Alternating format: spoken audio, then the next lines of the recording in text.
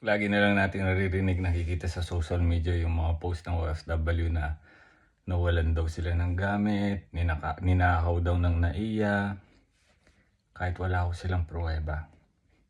Kaluwat kanan yan, nakikita mo naman, di ba? Pero naisip niyo na ba, kung may magnanakaw sa NAIA, posible kayang may magnanakaw din sa ibang bansa? Wait, o hindi kaya naman, depende sa kung anong nilagay na gamit o dala ng pasahero kaya nawala. I'm talking about security.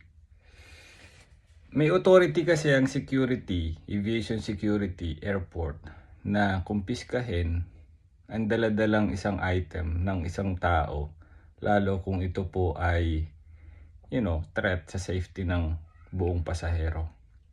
Gaya ng power bank o kung ano-ano man. Naitanong mo na ba, kapag nag-check-in ka ng bagahe pauwi ng Pilipinas, nag-check-in ka ba ng bagahe mo sa NAIA? Hindi, di ba? So kung galing ka ng Dubai at nag-check-in ka, naisip mo na ba na yung bagahe mo ay chine-check din nila without your presence? Oo, kahit hindi mo aminin. Chine-check nila yan without your presence. No? May mga bagay kasi na hindi natin alam. Nagtuturo na tayo.